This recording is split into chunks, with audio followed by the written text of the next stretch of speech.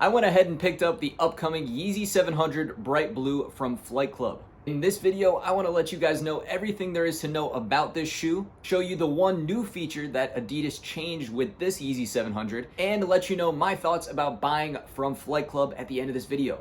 And my name, of course, is Steve. Make sure to hit that subscribe button down below to check out the other sneakers I pick up here, and let's dive right in.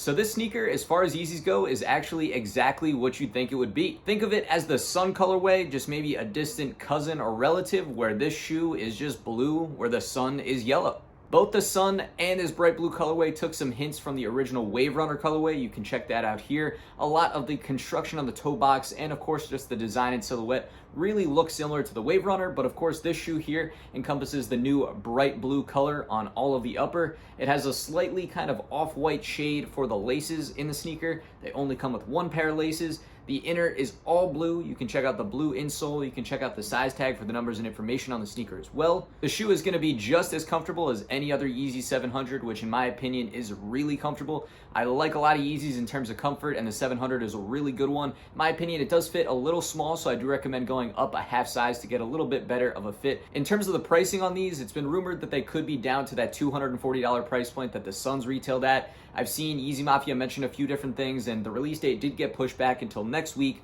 April 24th. So I'm not exactly sure what the actual retail is, but it could be either $240 or $300. As the shoe is unreleased, you can check it out on the secondary market to see that on Flight Club it is around $500. I expect prices to be pretty similar to that, or at least similar to the trend of how the Sun Yeezy 700 release went, where those ended up being really limited, really hard to get at retail, and then just spiked on the aftermarket. I could see this one doing the same exact thing, especially given how the distribution ends up being. So if you're in the market to pick this up for retail or want to try and get it, I think it will be pretty difficult, unfortunately. As for the box here, I did mention there was one slight difference between this Yeezy 700 and all the other Yeezys that we have seen up to this point, in that the box is the same here, but it's what's inside the box is a little bit different. We actually see an additional set of paper included with this Yeezy. So this one is a kind of like clear paper that I've never seen with any other Yeezy before. This seems to be a new thing.